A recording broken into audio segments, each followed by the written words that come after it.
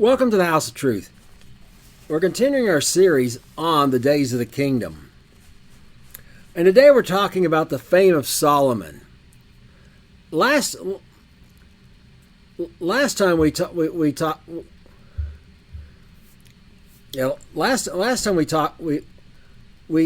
about how Solomon had spread, and for political reasons, economic reasons, security reasons, military reasons, and diplomatic reasons, Solomon had compromised with the freedom of religion to expand it beyond freedom to worship God, the God of Abraham, Isaac, and Jacob. It's in the leeway the law allowed, and expanded to include the worship of idol worshippers, even bringing them in, even bringing them into the kingdom. And God had warned him about this, and God had warned him about this right after he had dedicated the temple. It warned him again, and there's a little parenthetical statement, and then it ended with Solomon putting the temple in operation. And that's kind of where we pick up the days after the temple's put into operation. Solomon has been at that for 27 years of his life, ever since he was 16. He was 43 where we ended. And now the question becomes, now what? Has been really the focus of his entire life up to that point. Well, we begin with looking at some other promises God made to Solomon. They haven't fully come to pass yet, but they're going to come to pass in today's lesson. And we begin here in in 1 Kings 3, verses 1 through 13, where God first makes this promise to Solomon. And God said to him, because you have asked this thing, have not asked for yourself for long life, you have to ask riches for yourself, nor ask the life of your enemies.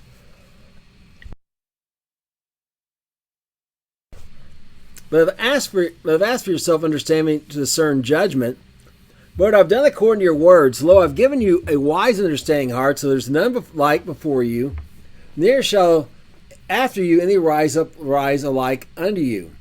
And I've given you that which you have not asked, both riches and honor, so there shall not be among any of the kings like unto you all your days.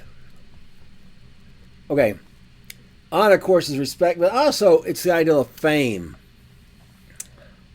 That Solomon, he's going to make Solomon not just wealthy, but famous as well. And that no one else on earth, on all of his days, is going to be able to compare to him. And that's the promise, because Solomon had asked for wisdom so he could administer the law, discern judgment, and administer the law justly. And in 1 Kings 4, 29 through 30, we see where he gives him the wisdom he asked for, and we looked at this for the wisdom of Solomon before, and God gave Solomon wisdom and understanding, exceeding much enlarged the heart, even as the sand of the shore the sand is on the seashore. And Solomon's wisdom exceeded the wisdom of all the children of the east country and all the wisdom of Egypt. The east country refers particularly to Arabia, like Tema, which was a famous learning center where they accumulated proverbs and different things like that. And Egypt, of course, was also known for its wisdom, being at one time the financial hub of the world. You know, it had money to bring in everyone they could, Greeks, whoever, to do things. And again, a great learning center was there, and even after there at the Library of Alexandria. Well, Solomon's wisdom excelled all of them. as God had promised.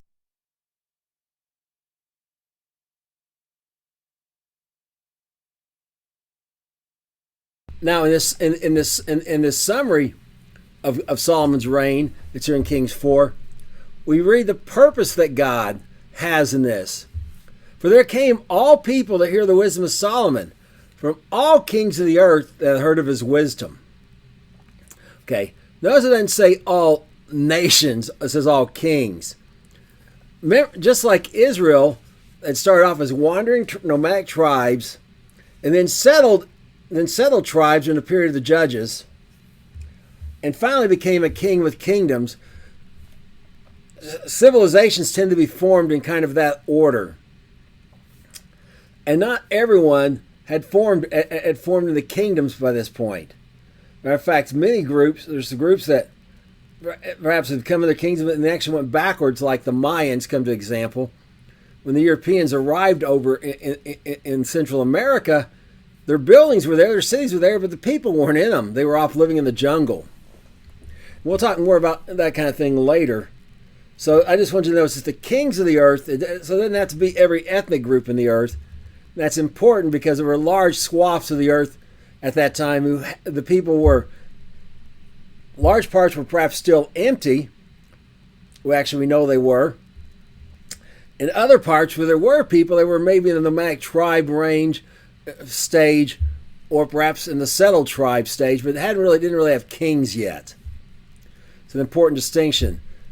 Okay, because why I make this is, in this section we're going to look at today, there's a lot of what people think are contradictions, except and that look like they're contradictions, except and and perhaps on the surface they may appear to be so, but we're going to show that none of them really are at all. And there's also a lot of twisting of things in this passage we're looking at today that various groups use to put words in God's mouth he didn't say about them or about a different group, about another group, to justify some sort of prejudicial behavior they have. We're going to address those as well, or prejudice they have towards other groups, or favorably in their own group. Okay, now in Deuteronomy 2 verses 4 through 8. We read about the land of Esau, and the land of Esau, an important part of that encompasses what God's commandment to the people of children of Israel was, and will even be carried out when the Messiah reigns.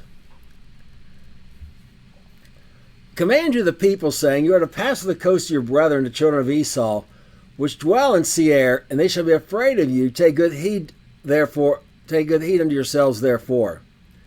Meddle not with them, for I will give you I will not give you their land, not so much the footbreadth, because I have given Mount Seir unto Esau for a possession. And you shall buy meat from them for money that you may eat, and you may buy water from them of money that you may drink. For the Lord your God has blessed you in all the work of your hand. He knows that you're walking through this great wilderness. These 40 years the Lord God has been with you, you have lacked nothing. And we passed by our brethren, the children of Esau, that dwelt in Mount Seir, to the plain of Eilat, and from Azia and Eber we turned to pass away, and passed by the way of the wilderness of Moab. Okay, now, they came up this way, and then they had to go around this way. And now notice it mentions a lot. They come up here a lot. They weren't wandering the Sinai desert. This is, there's this absolute, but they were in this area here. Okay, so now in the misnamed Sinai Peninsula, but this area belonged to Esau. And today, the Esau, Moab, and Ammon together make up the country of Jordan, more or less. And really, this land down here, Elath, what we just read, really belongs to Jordan. Even though Israel's a little point down there, down there at Elath. There, magnify that so you can see it. Down here at Elath, okay? So, this is the way they came up. The Gulf of Aqaba is named after this city here, Aqaba.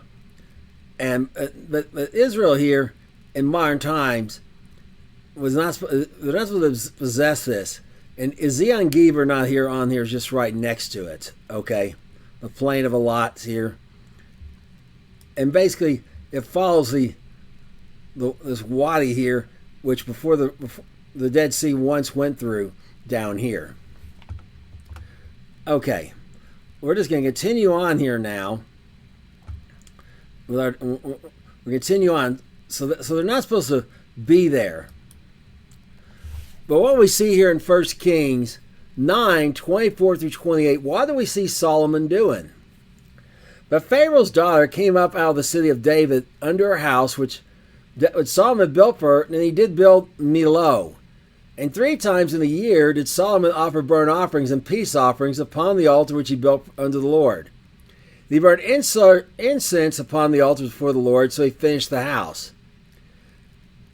And King Solomon made a navy of ships in Ezion Geber, which is beside Elath, on the shore of the Red Sea, in the land of Edom. And Hiram sent in the navy as servants, shipmen that had knowledge of the sea, with the servants of Solomon. And they came to Ophir and fetched from there gold, 420 talents, and brought it to King Solomon. Okay, remember a talent is 75 pounds. And if your metric, it's about 35 kilograms. Okay, a little 30, maybe 34 kilograms. So that's a considerable amount of gold. Now he went to this Ophir. We'll talk about where Ophir is a little more detail in a moment. But Ophir is who the people of India came from. And we'll talk about its location again in a little more detail. They sent them to the area of India, which don't think of the state of the borders we got today. They were a little different back then. The Bible didn't go by political borders like we think of today. It goes by ethnic groups. In the land of this ethnic group, so on and so forth. So he sent ships from Ezion Geber. Now the important thing here is what we just read in the Torah. This is another compromise that Solomon's made concerning the law of God. We saw this, that when they dedicated the temple, they didn't make booths like they were supposed to. And started way before Solomon, ever since Joshua died, they've been making these little compromises, like not making the booths of Joshua, and then some other things too. And Solomon's been making them as well, continuing on. Now, what David had put, the Edomites had attacked Israel, and David had put them under tribute. So Solomon just went there and took possession of these towns basically, because they're at the top of the Red Sea, and made a ship of navy there, a navy of ships. Notice that, a navy of ships there. We'll get back to that in a minute, because we're going to see what people on the surface think is a contradiction. And he appointed a court of in a similar passage in Second Chronicles 8, verse 14 through 18. Here's what we read about Solomon again going to the same place, sending ships to the same place. They appointed according to the order of David his father the course of the priests of their service, the Levites, to their charges to praise and minister for the Lord as the duty of every day required. The porters also by their courses at every gate, for David had the man of God had commanded. And they departed not from the command of the king unto the priests and the Levites concerning a matter, or concerning the treasures. Now all the work of Solomon was prepared unto the day of the foundation of the house of the Lord, and until it was finished. So the house of the Lord was perfected. Then went Solomon to Ezion Geber and to Elath at the seaside in the land of Edom. And Hiram sent by the hands of his servants, and the servants ships. And the servants had knowledge of the sea. And they went with the servants of Solomon to Ophir, and took from there 450 talents of gold, and brought them to King Solomon.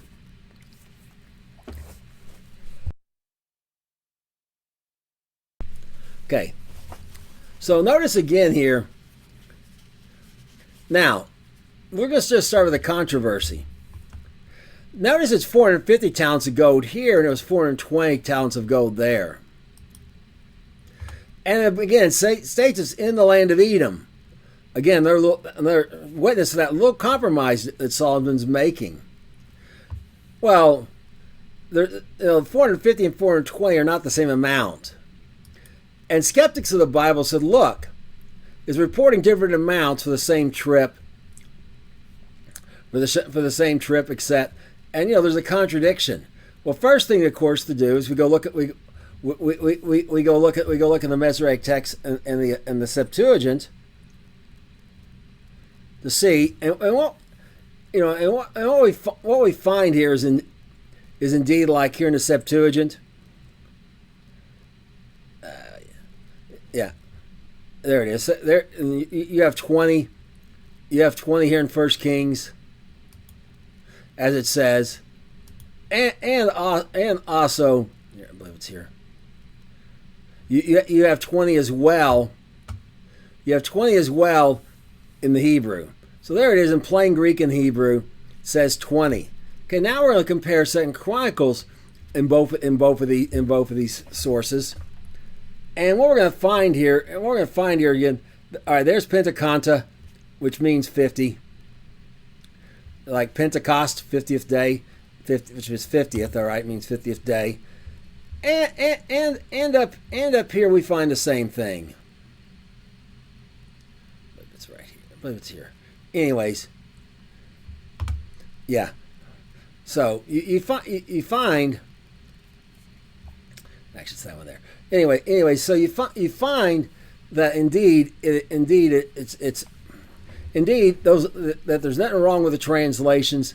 They didn't make a mistake in translating that one of these texts don't agree with the other, or that one of these passages don't. These passages indeed do have different numbers. Okay, so how can that be? Except the Bible made a mistake. Well, the mistake's not in the Bible; it's in the people's reading of the Bible, not paying attention to the context. This one here, notice it's so the house of the Lord was perfected. It's at the time the temple was opened for business, began operations. Right afterwards, Solomon did this, and there's no navy. He's not building a navy. Hiram is sending him by his hand servants ships back to our Sinai Peninsula.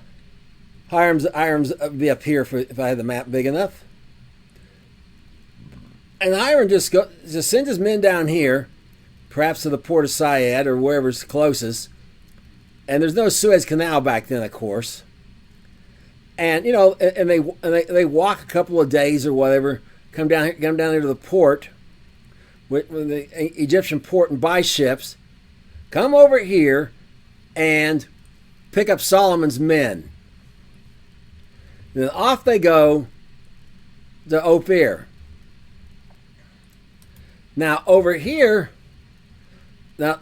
so this one occurred first. Notice immediately after the house of the Lord was perfected. We discussed that everything's completely done, including the Levites, also the priests taking their courses and the singers, etc., so on and so forth, fully operational. Now this, after he finished the house, and it talks about him doing it year by year. Notice, 3 times a year he did this, and he finished the house. And it doesn't say immediately. There's no then or anything like that. In fact, he didn't have Hiram didn't bring ships. He made a navy of ships. The first time, Hiram just sent ships. So Israel had never had its own navy up to this point. This time, so on that first trip, he made ships. On the second, and Hiram had ships, and perhaps even had ones in Egypt that were his. Wasn't uncommon. But now, Hiram has helped David, has helped Solomon with his expertise, his people being expert seamen, also shipbuilders, in making a navy of ships for Solomon. And this is a separate journey where they bring back 420 talents, not 450 as in the first time.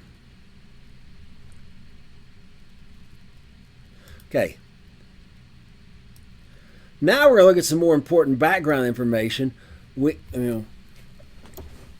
going to help us understand some important information. Help us understand rightly some important information about the Queen of Sheba, because there's a lot of conflicting ideals out there, to say the least, about Sheba from different people, and mostly they're racially aligned or ethnically aligned. Either something they're saying about Sheba to make them look good, or something about Sheba that make other people look bad. But we're just going to dig into the truth of it. And it begins with where is Sheba? Well, there's three possibilities given to us in the Bible, and we're going to look at them. We begin here in Genesis 6:10, 6 through 7. The sons of Ham, Cush, Mitzrayim, Put, and Canaan. The sons of Cush, Seba, Havilah, and Sabta, and Raamah, and Sabtaka. And the sons of Raamah, Sheba, and Dedan. Okay, so we have these two sons of Raamah, Sheba and Udan. And now, where are these people at? Ham means hot, literally. Mitzrayim is Egypt, used over and over. Put we're going to get a map here. Egypt's here. Put is this area here of North Africa, north of the Sahara Desert, generally. The Sahara Desert kind of goes across from one people travel, but no one actually lives in it. It's kind of a barrier. Put's all this area near they just kept going. And they are married to Greeks who went along the coast as well. But Put's this area over here, okay, over west of Egypt. Canaan, of course, is the land of Canaan. That we know went over to here. Well, it's a little hard to see on this map, but yeah, went over here to part of West Jordan today, and so on and so forth, before God destroyed part of Sodom and Gomorrah and gave that Abraham gave that to Lot's children. Okay, so that's over here, and even some of these, even they call them black Arabs who live in the Middle East. And they're in this area of Babylon, so on and so forth, where Cush was. Cush Nimrod. Where Nimrod was. Cush's son. Well, so some of his sons settled in that area. But note that Cush, most of them, Cush means black. Literally means black in Hebrew. In Greek, it's transferred Ethiopian. Ethiop means sun drenched. Okay. And they lived in Africa, and Ethiopia, you can think of it as these four modern countries today. Don't just think of this Ethiopia. But it was Sudan, South Sudan, Ethiopia, Eritrea, and maybe even Somalia may have been included, or parts of it. Okay, this is where Cush is at, but his ascendants go southward and westward. Okay, and like I said, some perhaps in the Middle East, there's a little indication of that. Perhaps Havilah, for example. But the majority of them go down. But Raamah is particularly of interest because down in Tanzania in south, they actually record their history they passed down. Actually records them moving down from Ethiopia down here as a sense of Raamah, and his two sons were Sheba and Dedan, Sheba went even further south, down here into South Africa. Zulus basically came out of them. And the Bantu who also includes people up here like in Uganda, etc., and go all the way across to West Africa, came from Dedan. So that's one candidate, is down here in the southern part of Africa. There's Mozambique and there's South Africa. And there's those countries inside countries, used to be part of South Africa. Lesotho and, got the other one's name off the top of my head. Anyways, because that's candidate number 1. Now, we're going to look at candidate number 2 for Sheba. And we find this in Genesis 10, 25 through 31. And unto Eber were born 2 sons. The name of one was Peleg, for in his day was the earth divided. And his brother's name was Yoktan. And Yoktan begat Almodad and Shelef, and Hazarmaveth, and Yera, and Hadaram, and Uzal, and Dikla, and Obal, and Abimiel, and Sheba, and Ophir, and Havilah, and Yabab. These were all the sons of Yoktan. And their dwelling was from Mesha, if you go unto Safar, a mount in the east.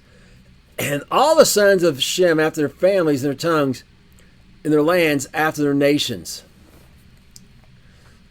Okay. Now, so notice one of them's named Sheba again. And they are descendants of Shem.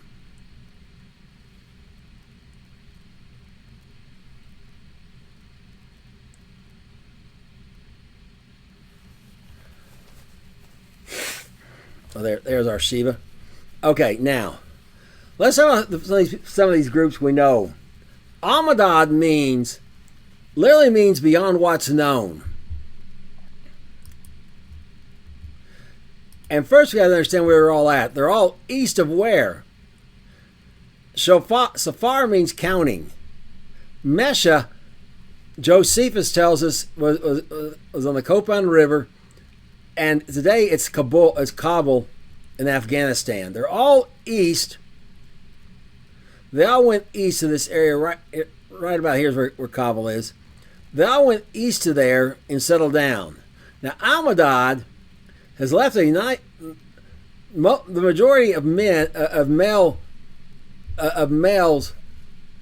Native Americans from North and South America in the New World, have a Q haploid group in their Y chromosome, and it's carried by no one else except for people in this Altai Mountains who are almost just straight north.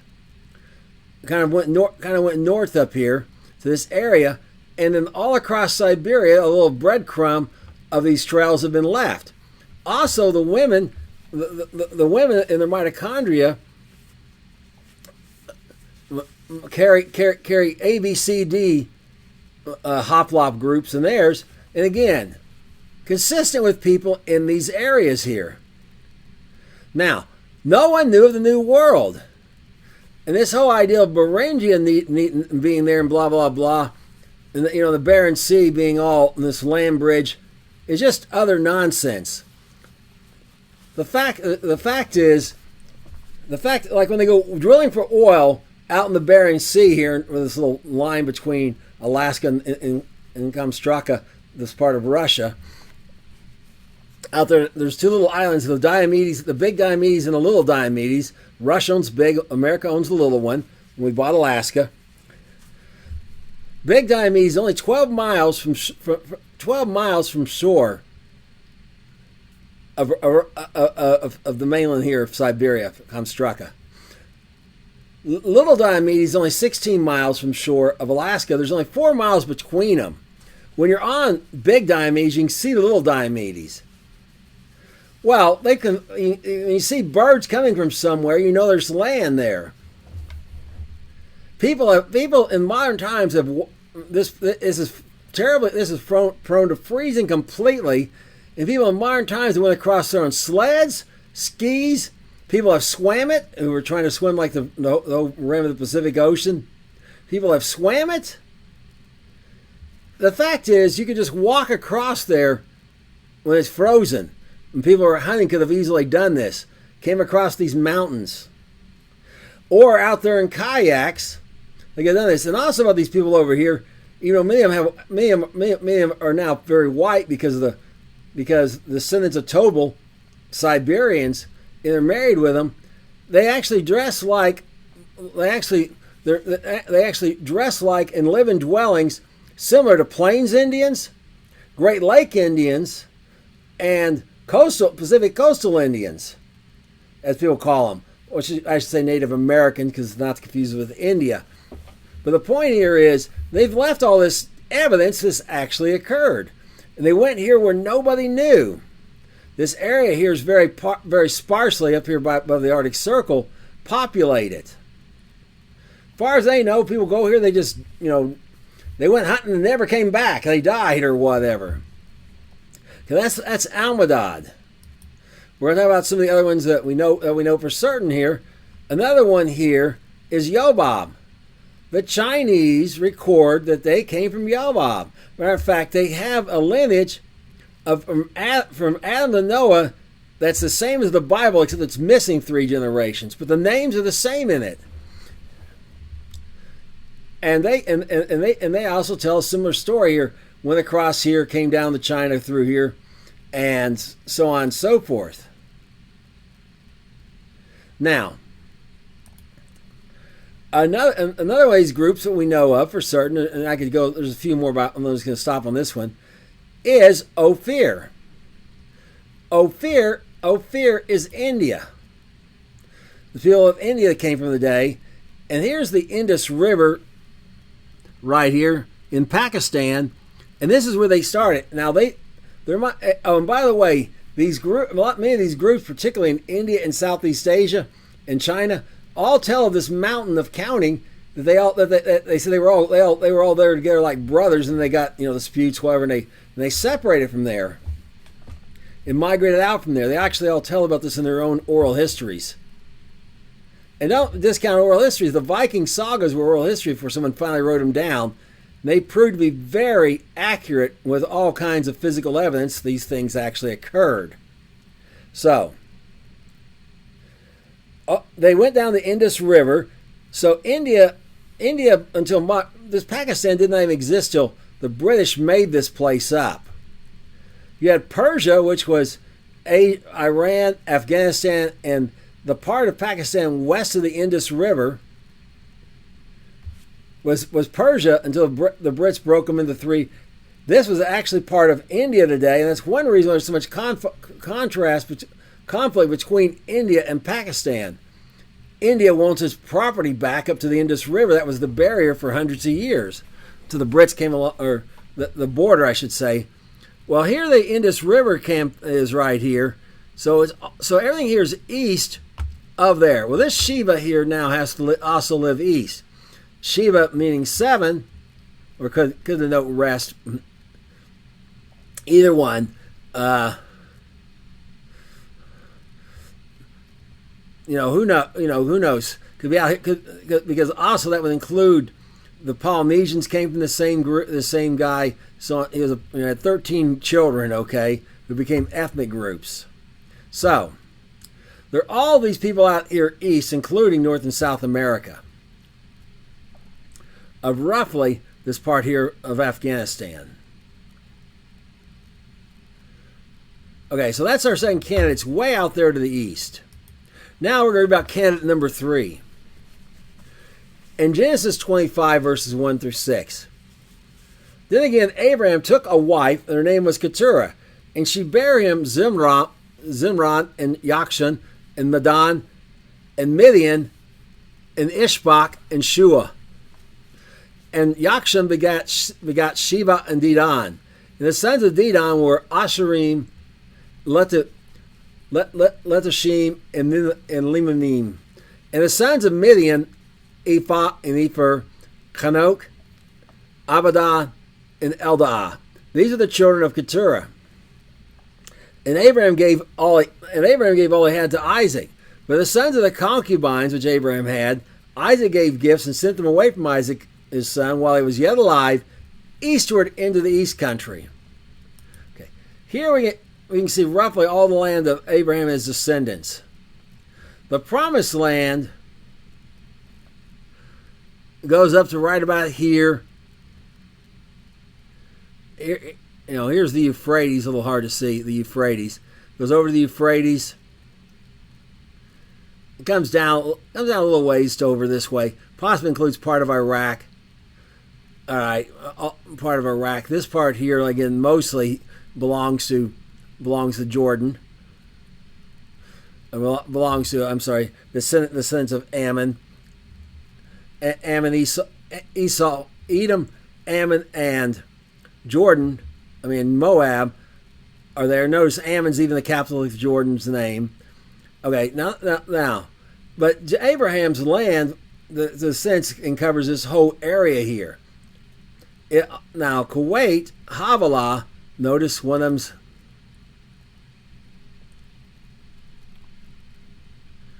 Okay, he doesn't have a son named Havilah, but two of these people had a Havilah. Well, one Havilah here is east of this area here. So, in this area we're looking at, it's over here. So he's out for that Havilah. This Havilah is probably the son of Cush. Again, these black Arabs we mentioned. Today it's Kuwait. Okay. Havilah is Kuwait today. So, this area we're told between here and Kuwait, Havilah, Abraham's sons lived in this whole area.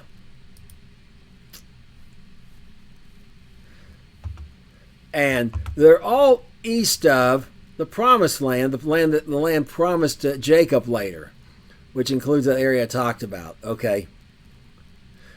Esau's area was roughly half of it because he sold his birthright.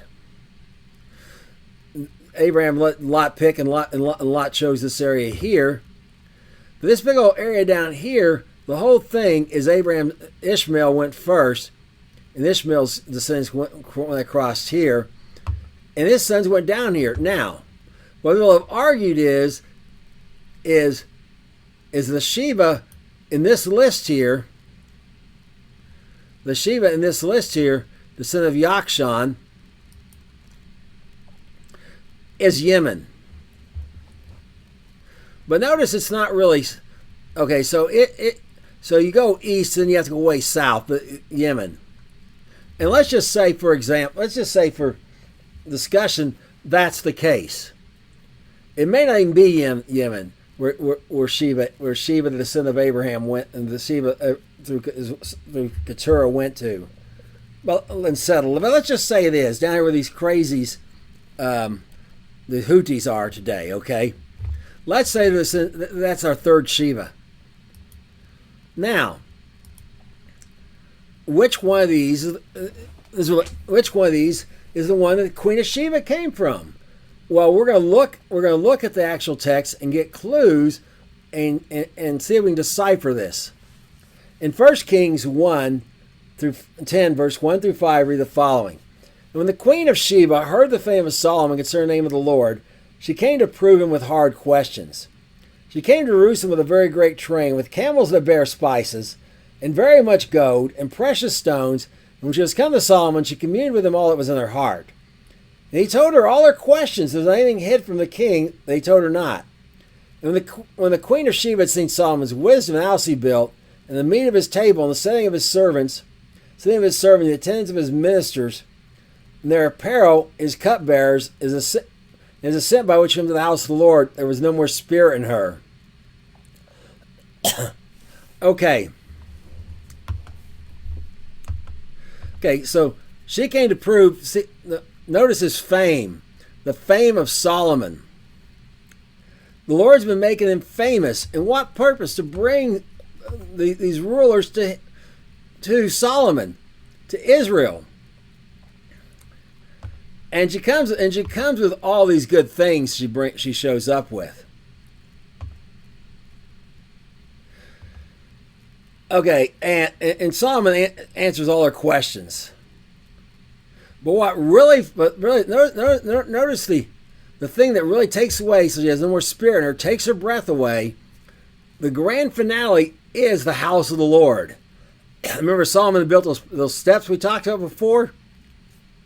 It wasn't clear what they were for in the text there. Well, now we know that for him to go up into the house, under the house of the Lord.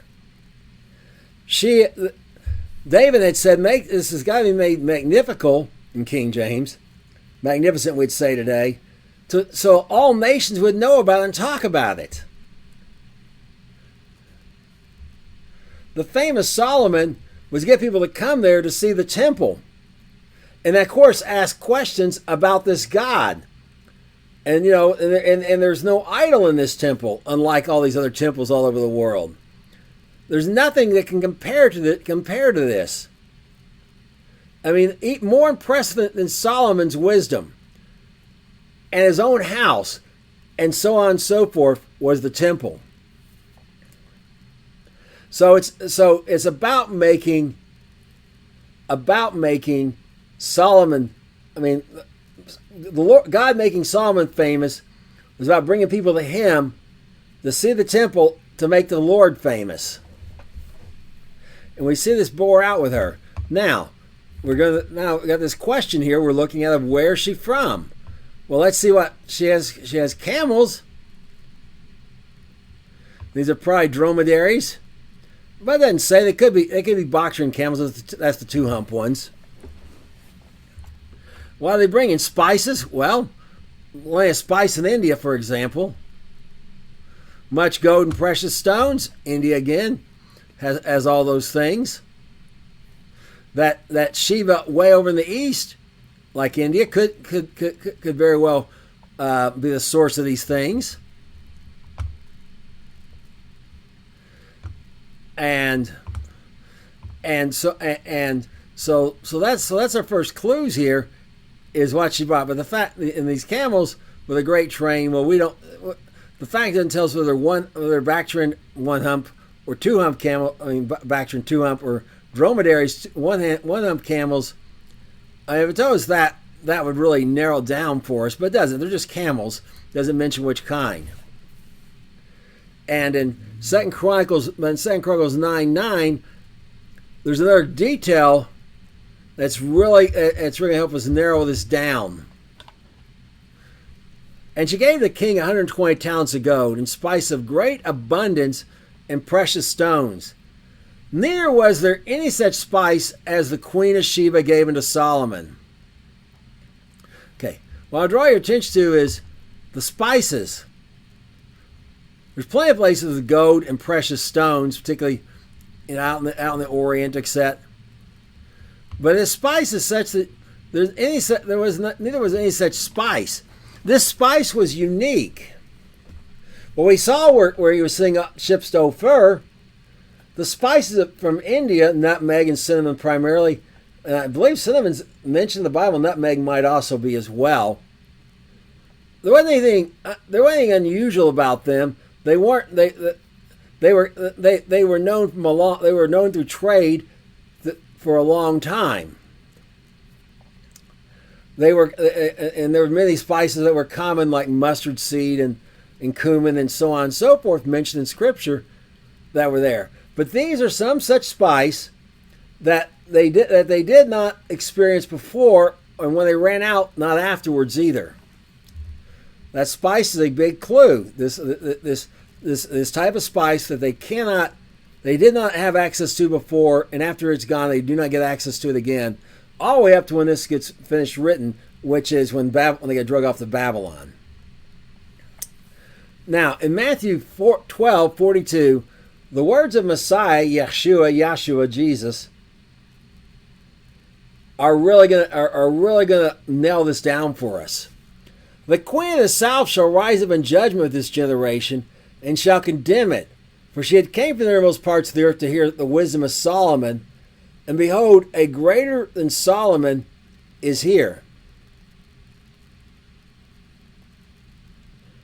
Okay. Here's our candidates.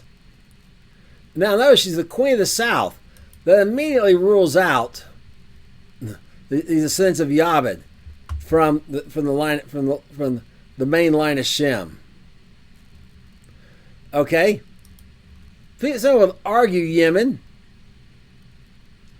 And it's not really to the south, and you go straight south. The compass goes, you end up in Africa, and Yemen's over to the east of it, and it's east of the Promised Land.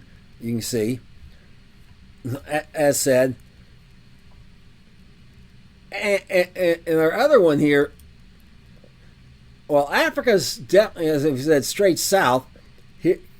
Here's a lot right here. Straight south is Africa, and you keep going straight south. Okay, now notice also, he says to the ends of the earth. Okay, the othermost part of the earth. The furthest away as possible from Jerusalem.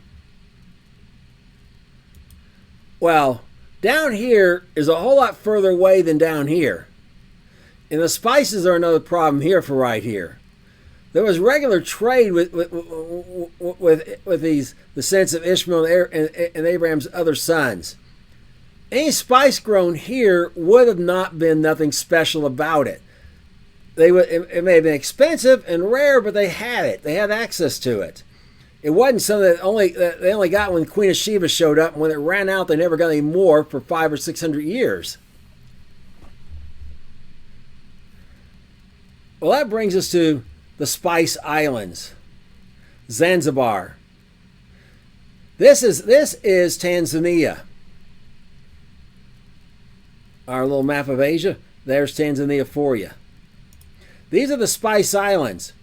They were known for growing spices from ancient time, hence the name Spice Islands. The spices are not like the spices in Asia or North Africa, except they are unique. They're used to make harissa, which means top of the shelf. Because of the difficulty of trade from down here, they tended to be just localized to this area here until the Greeks later came and colonized the entire coast of Africa. The Persians came after the Babylonians drug the people of Judah off into Babylon and returned them. The Persians actually returned them. They controlled this. They had this down here, and again, maybe part of this here, a little uncertain. But these four countries here, for certain, were part of the Persian Empire, and their music influence went this way. The Persian rhythm pattern. All these Bantu tribes in Africa can be identified by their high-low drumming pattern, but every single one of them can be reproduced from the Persian rhythm pattern that was used in the courts of Persia through a set of rules for how to expand the size of the measure and the number of beats, say in a cycle, so on and so forth. There's very specific rules that have been reverse engineered. And there's this influence here in East Africa, like Uganda, of both. Because the Greeks, when they took over the Persian Empire, had control of this as well. But then they built little colonies for trade all the way down here. In Roman times, Tanzania was still a kingdom the Romans had trade with. They called it Anzia. Same as Tanzania today without the T. Anzia. Okay. So this kind of nails it. The first parts of the earth to the south would actually be South Africa. Sheba, Zulus, the land of the Zulus. Now, why is this such a big deal? Why is it controversial? Why do people try to insist it's Yemen who that thing about the spices could not apply to? And really, it's not it's the first. You can go this way, but it's hardly the end of the earth as far as they knew. But this really is. There's nowhere south you can go. There's just the ocean and Antarctica below it. There we got a little globe map right here. Okay, Antarctica below it. It is the ends of the other ends of the earth. In fact, there's penguins that actually live down here along this coast. African penguins. Now, the Queen of Sheba is a descendant of Cush.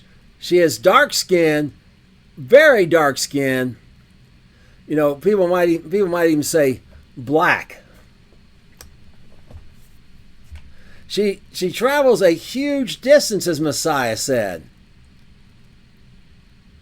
The Nile River goes down to about here. It's source down here in Lake Victoria, except, well, there's a White Nile and a Blue Nile, but the longer one. But it's only navigable from about here, the cataracts. So instead of waterfalls, you can't go up the waterfalls. So in Egypt went down to the cataracts. That was kind of its border, and still more or less is today. But this is 4,000 miles.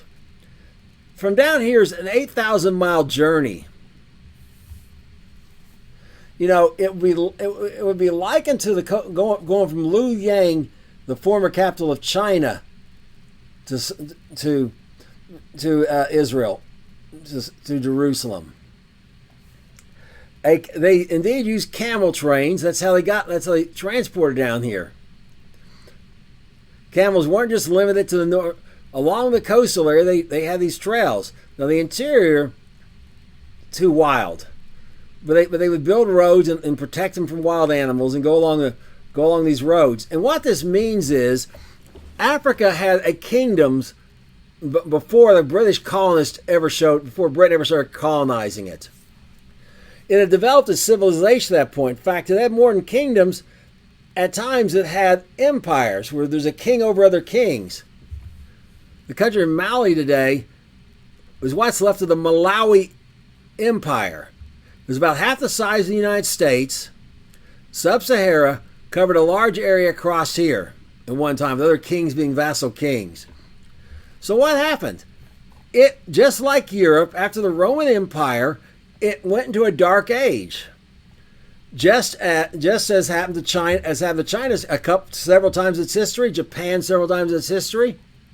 In Europe, the Dark Ages, what happened? They broke up. I mean, Italy didn't even exist as a country until Napoleon's son formed into one. It was a bunch of duchies, a bunch of little small kingdoms, that were fighting each other all the time. You know, that was basically had their borders basically the same as the states of Italy were in the time of the Romans. It took Europe 600 years, maybe even 700 years to get back to the technology level of the Romans on a lot of things. Like they had to put buttresses on their walls, the bottom of their castle walls, and they keep them from falling over. They didn't know how the Romans did that. Well, what happened to all this knowledge? Well, like many things, there's many people involved. They all have part of the knowledge. And the people who had the knowledge got scattered. Well, in a lot of cases, like here in North America, I live in Oklahoma, archaeologists have found not one, not three, 5 different writing systems that Native Americans used before Columbus sailed the ocean blue. But when they got here, they were all out of use. They were illiterate.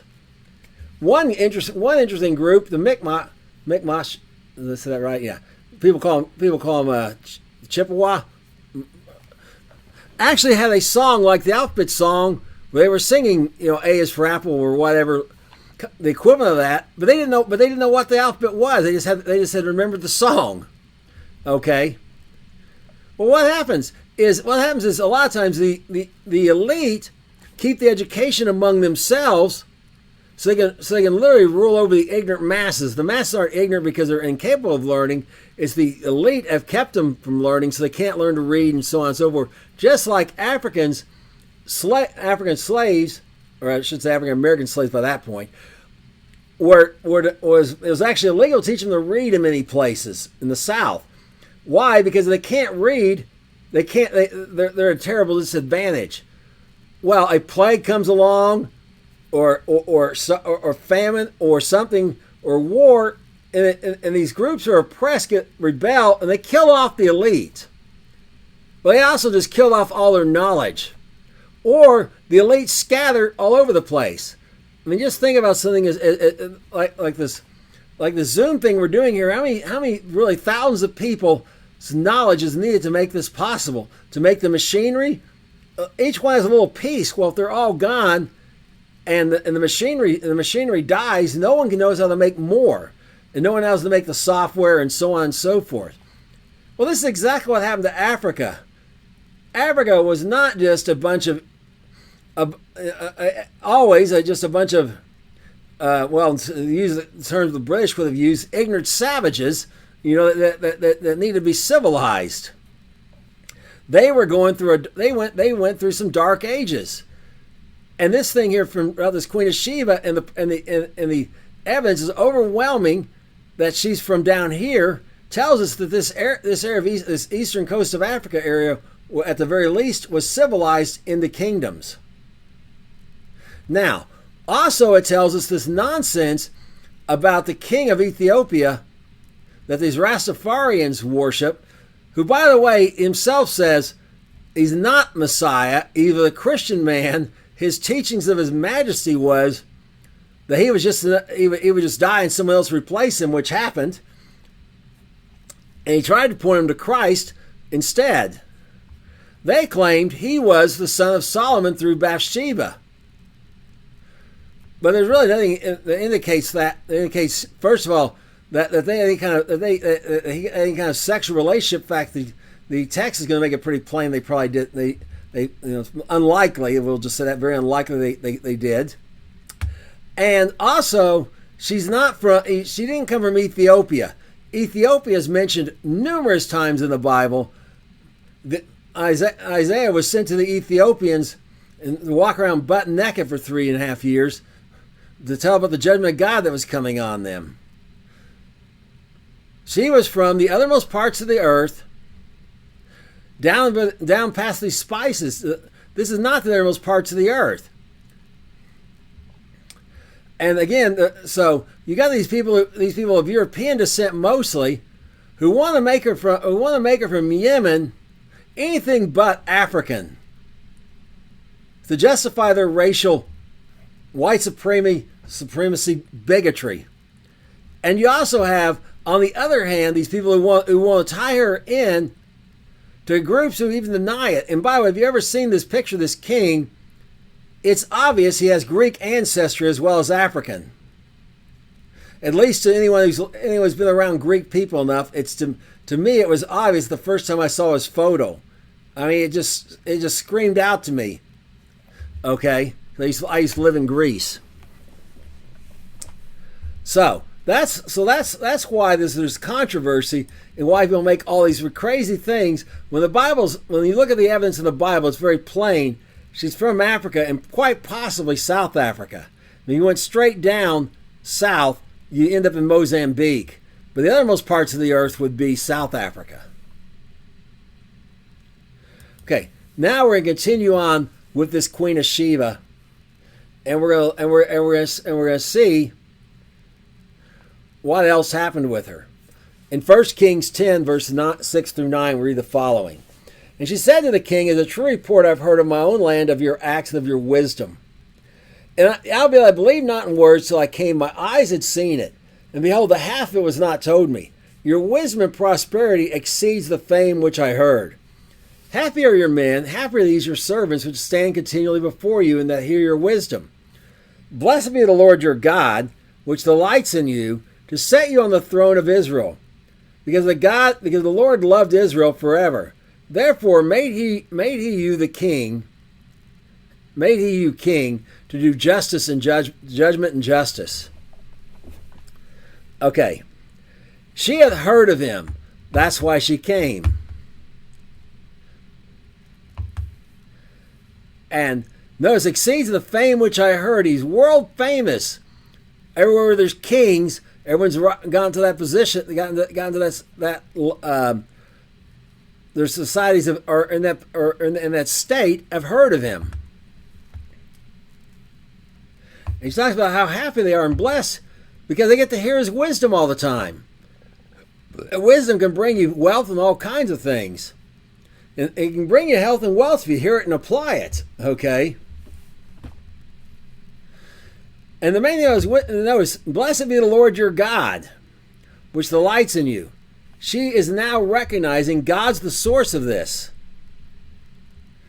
That the Lord loved Israel. And this is nothing else but the Queen of Sheba. She's also said to became a follower, a worshiper of the God of Abraham, Isaac, and Jacob. And that part would appear to be backed up. Another thing she's not is the Philoshemura in Ethiopia didn't descend from her either. Again, ends of the earth through Solomon. Okay, they were worshipers of God. In fact, many of them were Christians, at least nominally, and recognized as actually having Jewish ancestry, because God said, "Scattered among all nations, He had mingled their seed among all people." Seed indicating that they would intermarry. And, well, the ones in Africa, in Sub-Sahara Africa, are very dark-skinned. Okay? We should not be shocked by this. But this is another myth here. Okay? But she does appear to have turned to God as a worshiper. Now, she couldn't get her own country, perhaps, but this was God's entire purpose of Solomon's fame, was for to bring these royalty in there, and even later, and the people that went with them as well, so that some of them could come to the knowledge and quit worshiping, leave off worshiping idols to worship Him, and be saved.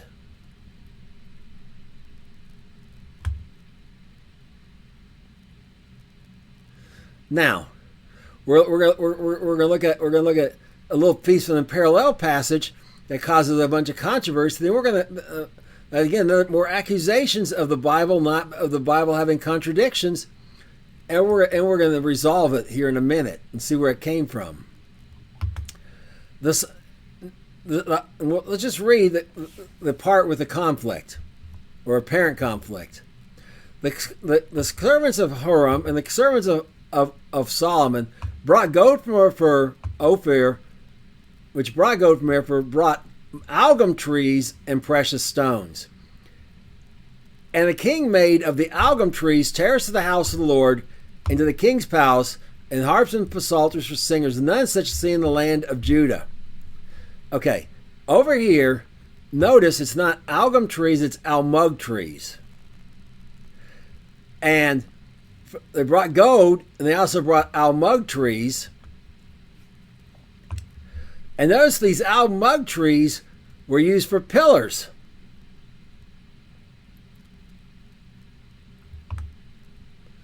Okay, they were used for pillars. I forgot one more thing I want to talk about before I go. Oh, you know what? I just got this in the wrong place. That's all. Okay, they're used for pillars. Okay, well, how can that be? They can't both be. I mean, one explanation is, first of all, mug, algum, and almug. Different spells. People say, well, they made a mistake and transposed the letters. Well, we're gonna look at the text here, and there it is. Ha meaning the, im at the end meaning plural. Algum meaning there's the word for trees here. Etsy. It's not an S sound. It's a zazadi. Etsy. Okay. And here in Greek we find the same thing. Okay. We find tree. There's and this word here, apolecta, lapleta, means unhewn. Okay, unhewn trees. And what's it say they're used for? And it says here supports. This is the Greek.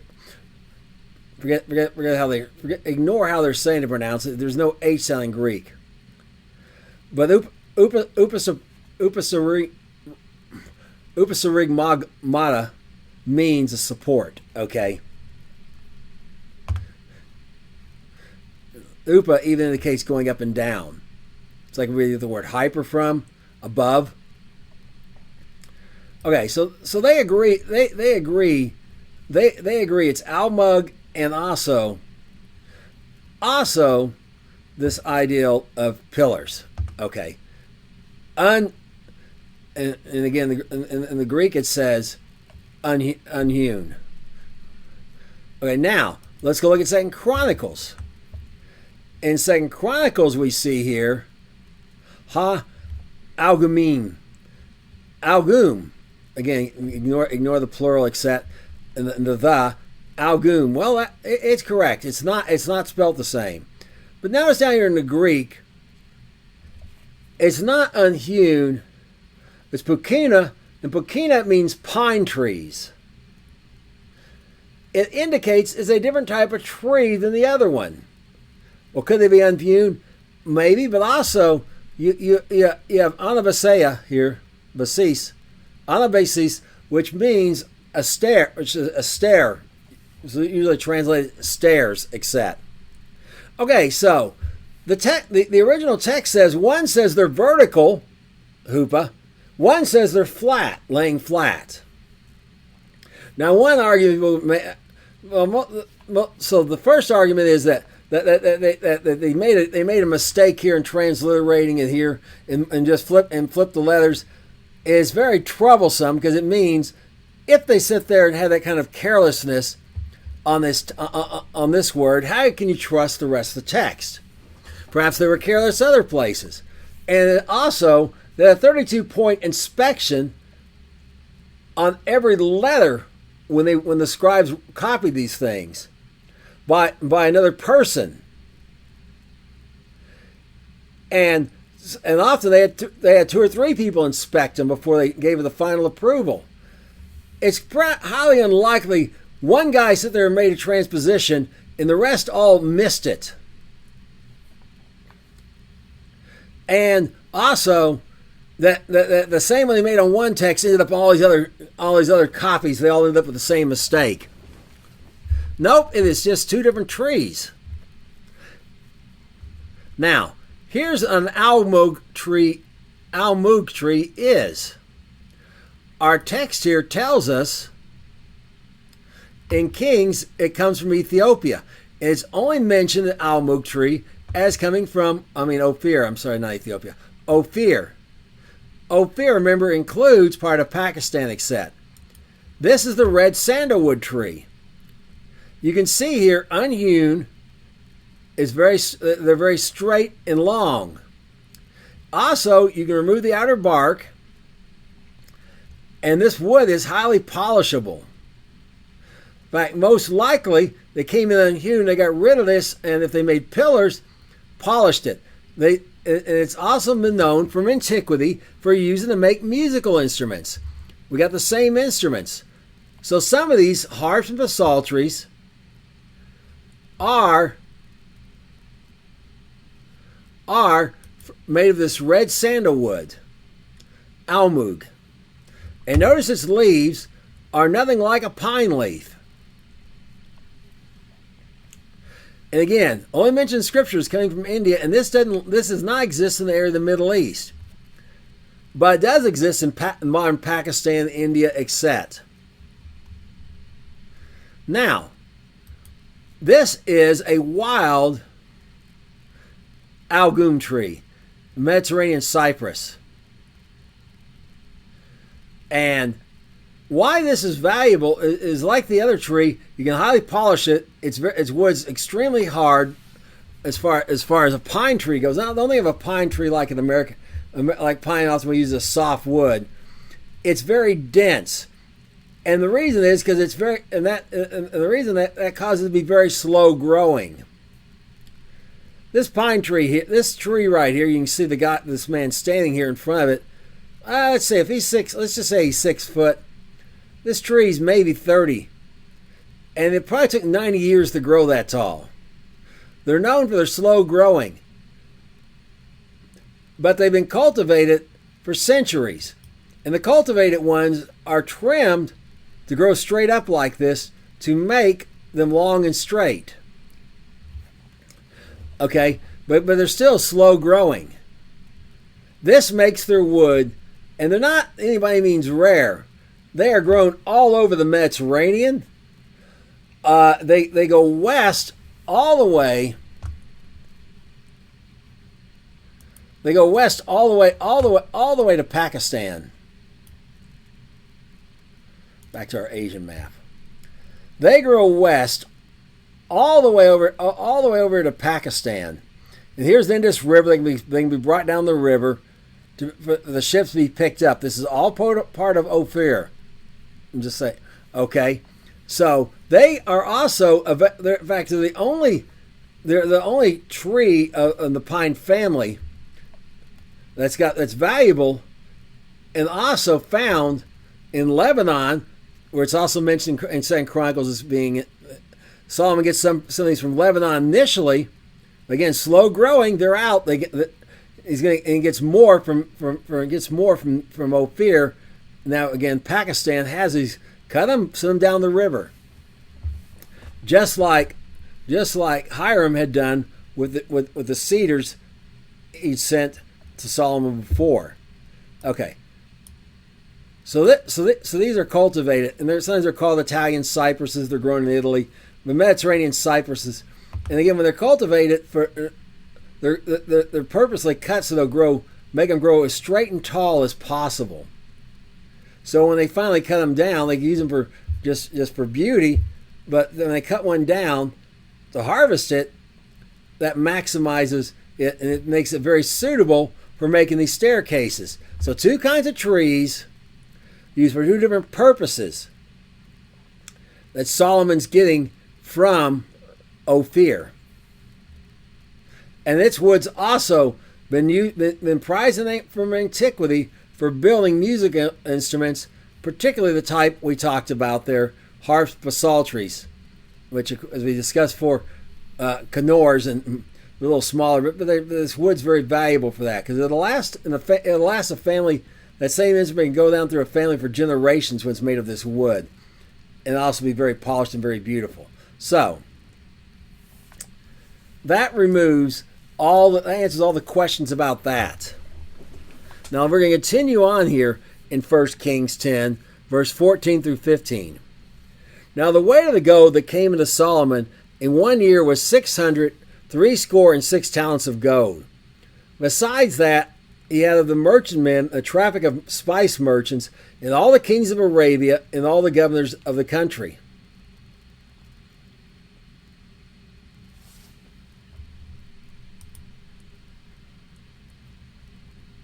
I missed something. I may have. Oh, I did. We're going to talk about that.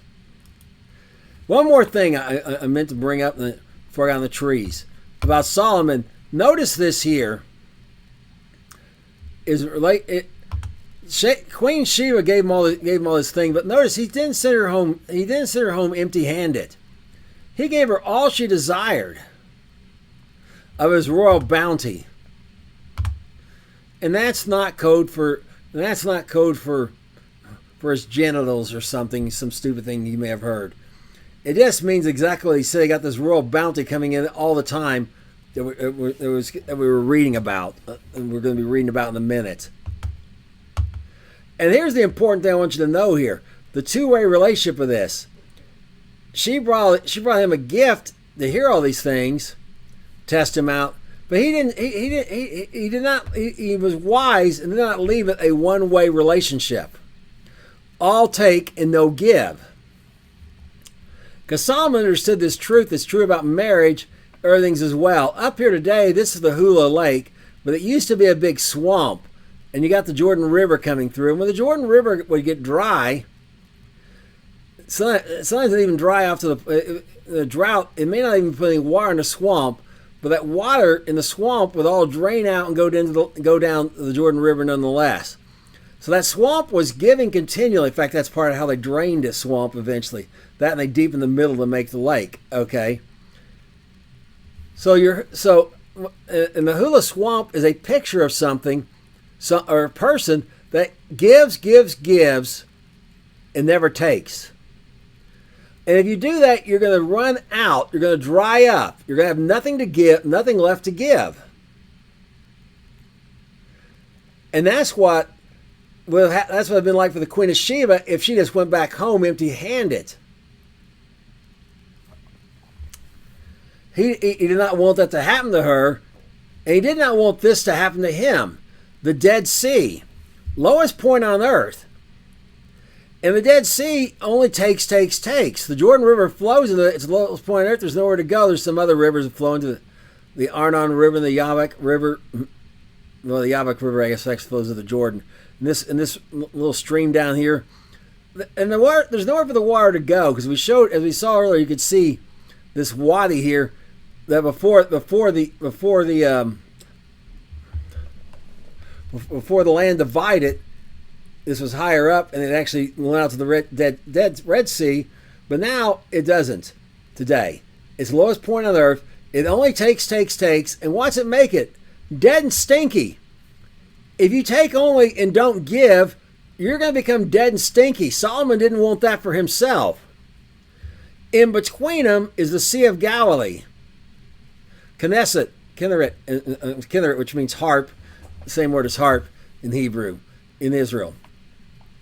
It's also referred to as Lake of Tiberias in Scripture. But this sea is only 13 miles from north to south. And if you're metric, that's about 30 meters. 9 miles wide at its widest point, east to west. And if your metric, that's a little under 15 meters, okay? But this sea has people who make a living off it. It is full of life. Incredibly so. There's no lake in Oklahoma or anywhere in America that I know of that can compete with this. People will literally, the only thing I can think of that used to be was the White River over Arkansas, mostly in Arkansas, also in Missouri. People fished it commercially once upon a time. People not only can fish it with nets today, catching primarily, there's 153 varieties of fish nets, so reported, but mainly they catch St. Peter's fish, a variety of tilapia, because it's a mouth breeder. It's the one that Peter got the coins out of, but it's not called St. Peter's fish to this day now. But also people just on the shore will set up, they say 10 fishing poles. They'll cast, when it's the right season, they'll cast their lines in. By the time they put the number 10 in, they have to run back to number 1 and reel in the fish. And this just goes on all day. It is the combination of being a giver and a taker that gives you life. The Sea of Galilee takes from the Jordan River, from the Hula Swamp upstream, and then it gives back into the Jordan River to the Dead Sea later. What life it gives, it takes and it gives. It takes and it gives. It's a continual cycle, and that's what brings life. And that's why Solomon is sitting there going, well, I gave you all this wisdom, answered all your problems. You know, that was fair payment. No, he gives her back. And that's what he gives her. Whatsoever she desired. There may have been things, remember,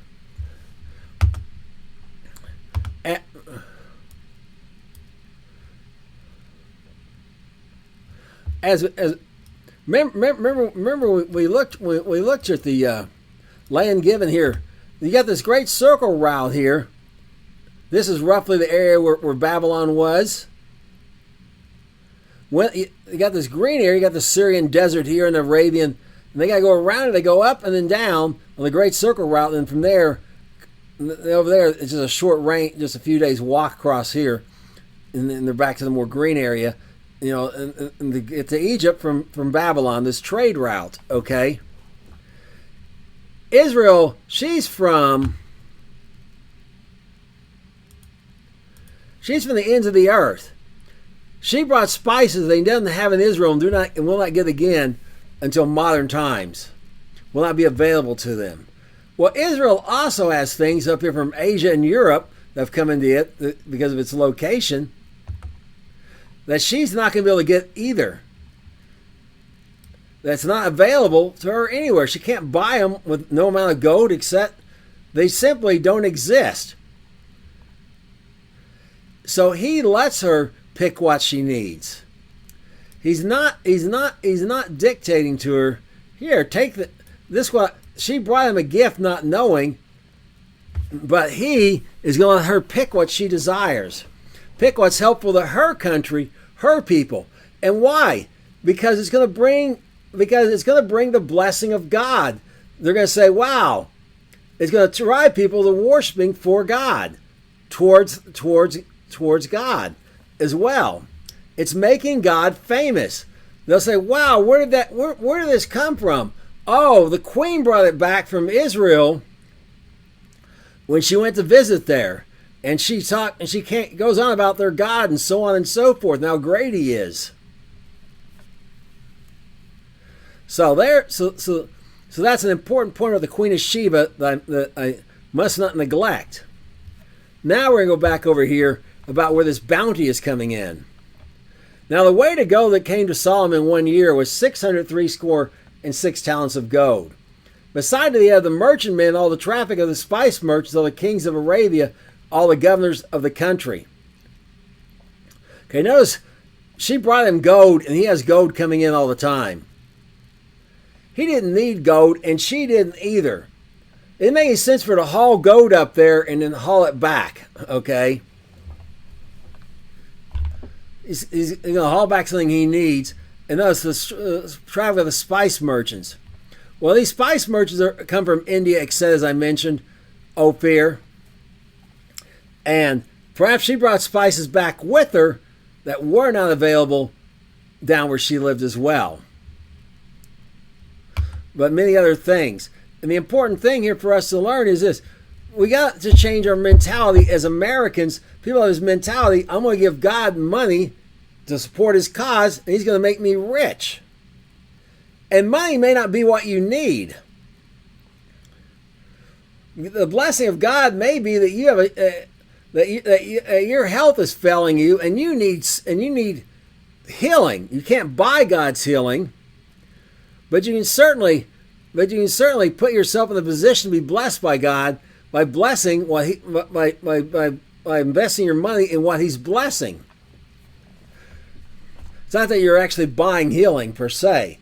Or perhaps you're like the prodigal father, the father of the prodigal son. You have that child that's run off, and you long for that child. You would give anything to restore that relationship with that child restored, even though you can't put up with the wickedness that they may be in, for them to repent and come back to you. And that may be how God repays you. You're giving something you have to help someone else something they don't have, they need, and then God is reciprocal. He will take something you need that you can't supply yourself and give it to you. That's what He did with the Queen of Sheba, and that's what He's doing here. And that's where these traffic merchants come in. But now we're going to read about in the parallel passage in 2 Chronicles 9:13 through 14. And we're going to see what it says here. Now, the weight of the gold that Solomon in 1 year, that came to Solomon 1 year, was 666 talents of gold. Besides that, which the chapmen and merchants brought, and all the kings of Arabia and governors of the countries brought gold and silver to Solomon. Well, here it doesn't say what the kings brought to her. Okay, traffic of the spice merchants. Merchantmen are the merchants that are stationary. Chapmen are nomadic traders. Okay, like we mentioned before, when they're coming into the promised land, and Israel with their goods that Israel's not available in Israel, they're also trading them for things that aren't available where they're back home. That has a high value on each end, and of course they're going to make a profit off that. That's what a chapman is. So there's no contradiction here.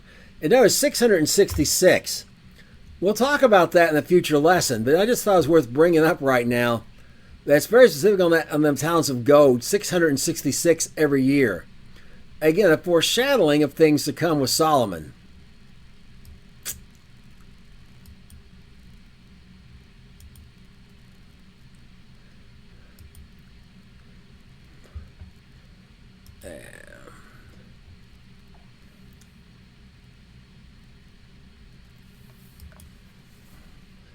Okay.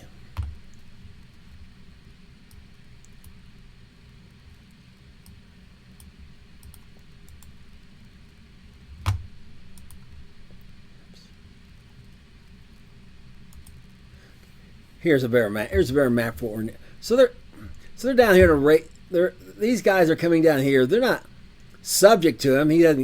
They're not like these areas here where they attacked him and David, and where they attacked and David put him under tribute. But they're coming there nonetheless because they need his wisdom, etc. And they want a good relationship with him. And you be sure he's giving it to them as well. But it's just absolutely, and the governors of the country, kings of Arabia, and the governors of the country would probably be the governors inside of his own kingdom. Okay, so everyone's bringing Solomon all this wealth all the time, and he's also reciprocating. Now we read what Solomon does with this some of this gold he's been given. In 2 Chronicles 9:15 through 16, we read the following: And Solomon made 200 targets of beaten gold. 600 shekels of beaten gold went to one target, and 300 shells made he of beaten gold. 300 shekels of gold went into one shield, and the king put them in the house of the forest of Lebanon.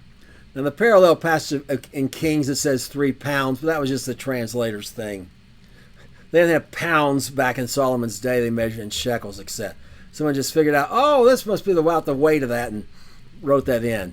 If you sit and think, well, there's a contradiction. No, it's just a translator error there in that particular case. But notice he's making 300 targets, which are little small shields. Goliath had them on his shoulders, little round, protect those little areas. The little round ones, maybe say I don't know, no bigger than a record, an LP, but probably more like the size of a CD. Okay. But he's having them beaten, and then he's making these larger shields. The targets are generally round, but the shields are not. They're different, shield shaped, if you can imagine. And they may be round, but they come in other shapes also. And he puts them in the house of the forest of Lebanon. That's his resort house. He has his palace where he conducts business, and he has his house where he goes to the resort. And so Solomon's in his own personal house, he's doing this. So he's multiplying all his gold to himself at this point. So he was commanded not to do. It's one thing to bring it in for the country, but he's using it for his own personal thing. Again, another little compromise we see with Solomon on something he's not supposed to be doing, but he's doing nonetheless. Now, in 1 Kings 10:18 through 20, we continue on with Solomon. Something else he's doing, really maybe more for his ego than necessary for the country. And the king made a great throne of ivory and overlaid with the best of gold. The ivory had 6 stones, and the top of the throne was round about, and there were stays on either side of the place of the seat, and 2 lions beside the stays. And the 12 lions stood there on one side, and on the other, upon the 6 steps, there was not the like made in any kingdom. Okay, Solomon here has built this throne, and he has this round area behind it. And we'll just take a look at the picture here in a minute. But these stays are just armrests, and he's got lions next to him. And he's got these lions on these steps, 6 steps, not 7, 6. Now, maybe the 7, you might count the 7th step as the one where his throne's actually at. Depending, But he's got 6 on each side. Well, why? So you can have 12 lions, one for each tribe of Israel. So, and the lion, like the lion of the tribe of Judah. Okay. 2 lions at the top, he's the king. Kind of, they're over those other lions who are at the top. And that speaks of a divided kingdom. We'll look at that later, very shortly, as a matter of fact. In 2 Chronicles 9, verse 7 through 9, the parallel passage the following: And the king made a great throne of ivory and overlaid with pure gold. There were 6 steps of gold, to the throne, with a footstool of gold, which are fastened to the throne, stays on each side of the sitting place, 2 lions staying on the sides, staying by the stays. And the lion stood there on one side, and on the other side, upon the 6 steps, was not made like it in any of the kingdom. Okay, so our lions are standing. Now the difference here is it talks about this footstool of gold that's fastened to the throne. That's not mentioned over here, and over here is a round part. But this is no contradiction. Just 2 different descriptions, and they're just giving some different details. And here's a pretty decent picture of Solomon. You kind of see his footstool sticking out a little bit here. He's standing. This is probably him greeting the Queen of Sheba. Notice her skin's way too light colored. Solomon's skin color is actually pretty good. Notice that. Not European and not African. Middle Eastern. Well, what a shock, what a shock. He looks like Arabs and stuff that also came out of Abraham. High priest some people might think he's a little light skin colored, but people of every ethnicity, skin color lightens up when they get old, and his beard, and his white beard indicates he's fairly old. And then here's some of his wives, except and some just people spectating what's going on. And there she is with bringing some of these gifts. Okay, of course she brought. They aren't possibly carrying all that gold. Now here's his lions. Now it says they stood. That's probably really the biggest problem with this one here. They should be standing. I've seen other ones where they stood, but they have other issues. They stood. They're not sitting like this. They're standing like they're ready for action. And there's a lion there, and there's the round part behind him. Now, his throne is made of ivory, and this here speaks of something also. Ivory comes from the tusk of certain animals. Elephants, Asian, which include North African elephants, which are now extinct. There used to be a European elephant, believe it or not, the Sicily elephant. They only grew about 3 foot tall, but they had tusk of similar size to a larger elephant. About 3, but was alive at the time of Solomon.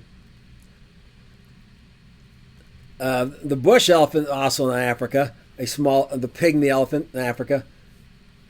Asian elephants, and there's some you'll distinguish between Indian and the other Asian elephants who have tusk. Besides elephants, there's walruses, hippopotamus have tusk, warthogs, wild boars have tusk. They all these will bear ivory. So will certain types of whale, like sperm whales and narwhals, that big horn that comes out of their nose, is also ivory as well. And walrus, if I mentioned them. Okay, so and what all these animals have in common is they're all unclean. These are made from part of the skeleton, the tusk, of an unclean animal. Now, in the Torah, it doesn't address this specifically, but it does say if you touch the bones of a man, you're unclean. You can touch the bones of a clean animal and you're not clean. It simply is not clearly spelled out. But it's kind of implied that that's unclean. And Solomon, of course, is not been one to err on the side of caution when it comes to the Torah, but on the other side. And this gold speaks of heaven. I mean, the ivory speaks of death. Yeah, it's white, but it comes from something dying most of the time. And the gold speaks of streets of gold, except of heaven, and it's overlaid with it. And there's a little bit of a contrast there in his throne. Now, technically, he may not be unclean because the goat's covering it, but nonetheless, that's it. So don't think about it, and don't think about this white showing through there. It says it's completely covered, overlaid with pure gold. And why ivory? Is ego. It's expensive. Expensive then, And now it's illegal a lot of places. We legally harvest it in some place in India. Say when a work elephant dies, you can harvest its ivory, etc. But wild animals that produce ivory and hunting for ivory is illegal, and it depends on the country. Some places they catch someone poaching, they kill them. They take it that serious. So, a little note there about that. Now we're looking at another controversial area about Solomon here. Because where did this ivory come from? That's not been seen yet. We haven't seen it coming from Ophir. Or the Queen of Sheba didn't bring it either. So where did he get this from? Well, that's where we get in the 1 Kings 10, verse 22. The king at sea, a navy of Tarshish, the army of Hiram. Well, I missed one important detail. In 2 Chronicles 9:20, and all the drinking vessels of King Solomon were of gold, and all the vessels of the house of the forest of Lebanon were of pure gold. None were silver, that counted for anything in the days of Solomon. They made silver like the dust of the streets. Or stones. People wouldn't even bother to pick it up. And they're pure gold. Now notice the distinction. The vessels of the house of Lebanon were pure gold. All the vessels. This is public when he's the king. And perhaps that's as part of diplomacy, somehow showing strength through wealth, etc. But this is private. And this is all about Solomon's ego once again. He's multiplying gold to himself, again, commanded not to in the law of the kings. And again, another small compromise. It's not like he's out worshiping other gods or involved with psychics or anything like that. But nonetheless, it is setting him up for trouble. In Israel for trouble as well. Now we'll go to the ivory, where it came from. For the king had at sea a navy of Tarshish with the navy of Hiram. Once in 3 years can a navy to Tharshish, bringing silver and gold, ivory and apes and peacocks. Okay. So, notice what else he's getting. Now we got some new items. Ivory we mentioned, also apes and peacocks. Well, that kind of limits where, that could all come from India. It doesn't say that they're going where they're going. Just the navy is from Tarshish. And Tarshish, or Tharshish here, Tharshish is identified with Spain.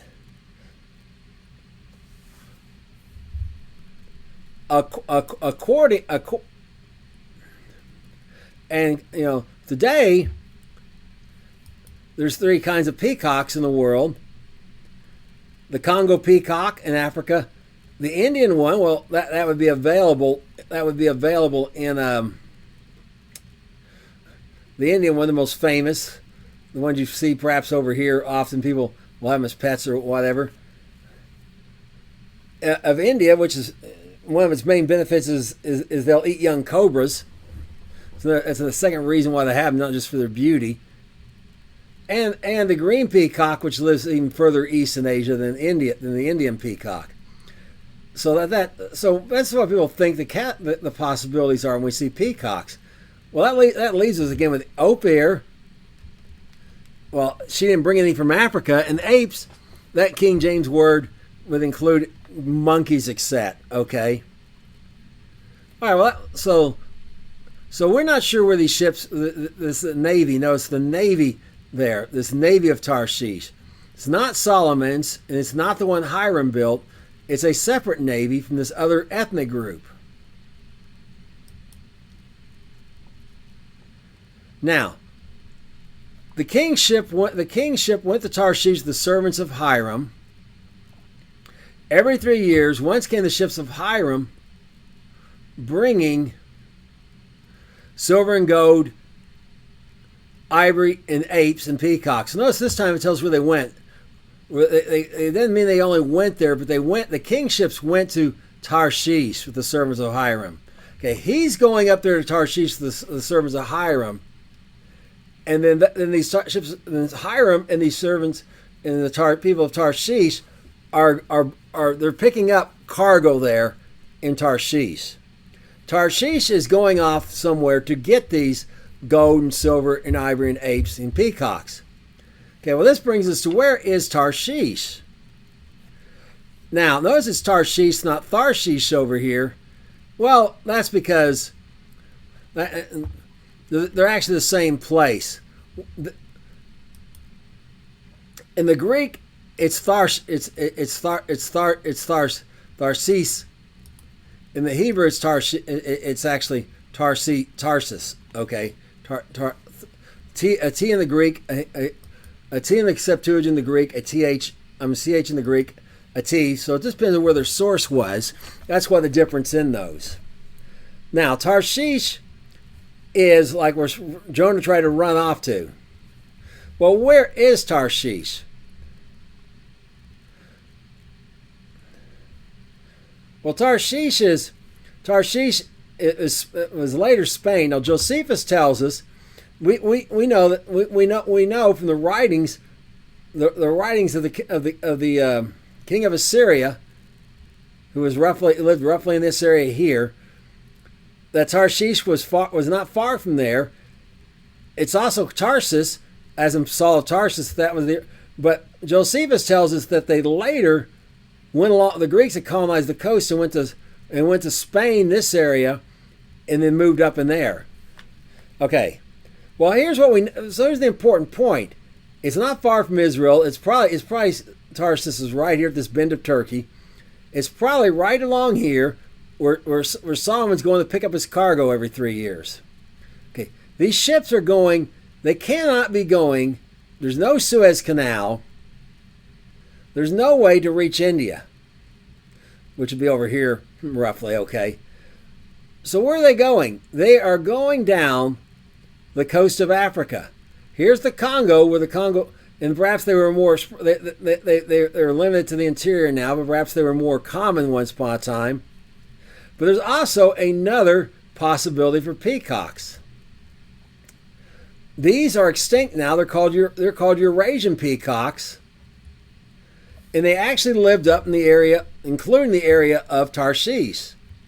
Now, some places, like you read in Wikipedia, say they're only known from fossils and they went extinct. Blah blah blah. They're the Pleistocene era. Blah blah blah. However, then how come then why they got this coloration? How they know their color? Well, they know their color because other people said they hunted them and wrote about them, and they didn't. And they actually weren't. The last time someone saw one was actually around 1800, and this is how they were described in these writings. And there's maybe even pictures of them. Perhaps not paintings like this, but pictures of them as well.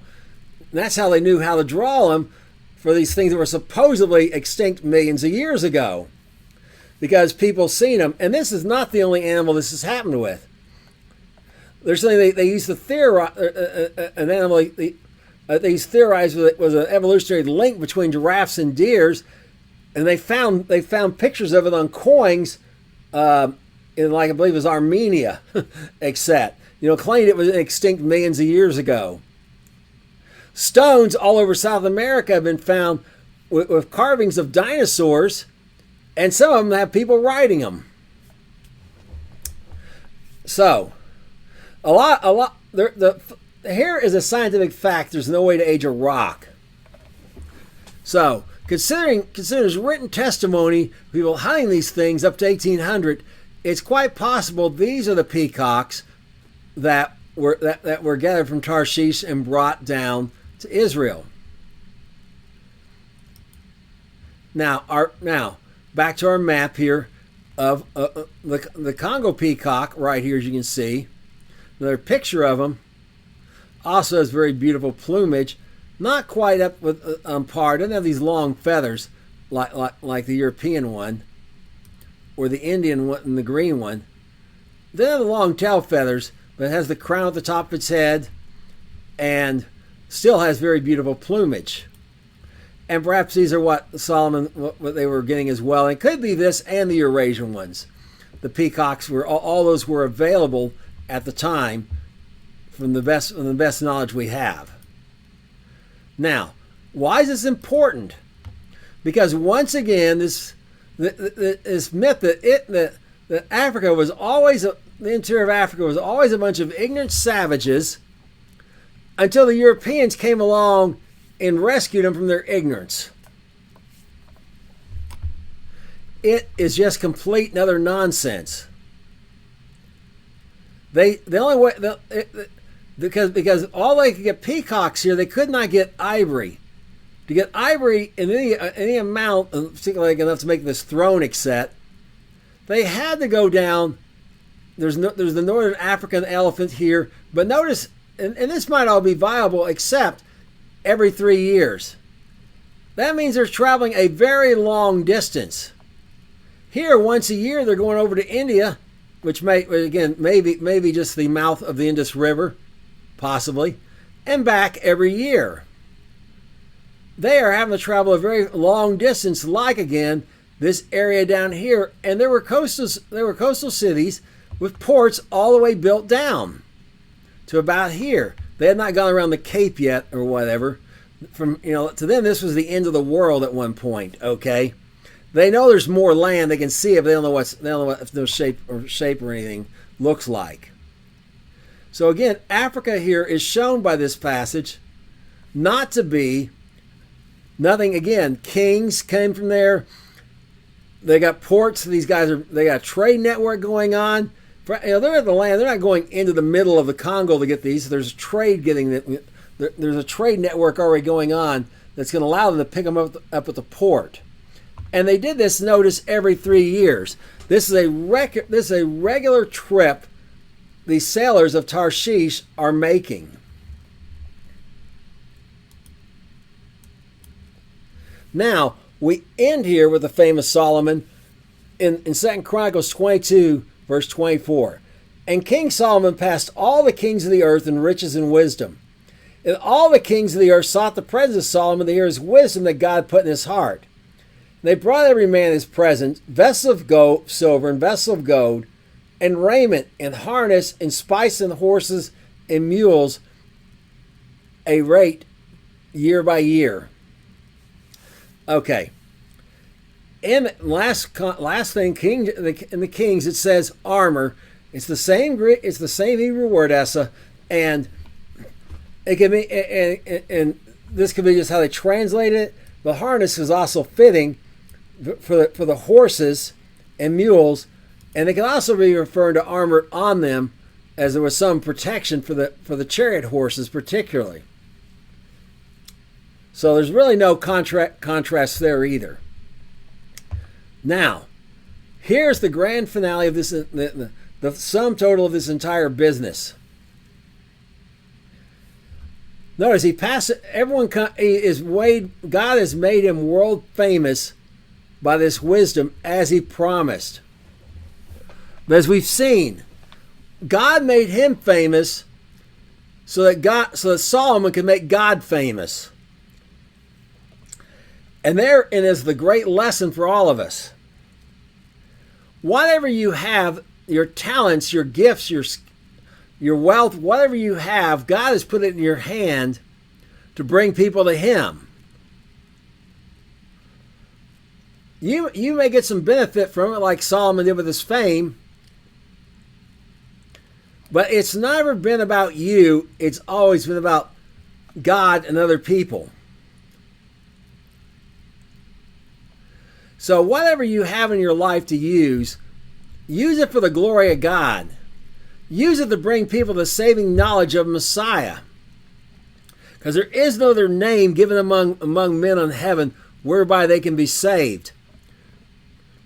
Whatever that is in their appropriate in their language, whether it's Yahshua in Hebrew or Yeshua in Aramaic, Jesus in English, God knows who you're talking about. Yahweh knows who you're referring to. Make that name famous. That is the reason why God blesses you. And when you do that, when you seek first the kingdom of heaven like that, the promise of Messiah is God will take care of all your other needs. All those things you people run around pursuing, worried about, saying, well, I'd go serve God, except I got to do this and this to get these things. You don't have to worry about them. God will take care of you. If you'll take care of his business, he'll take care of yours.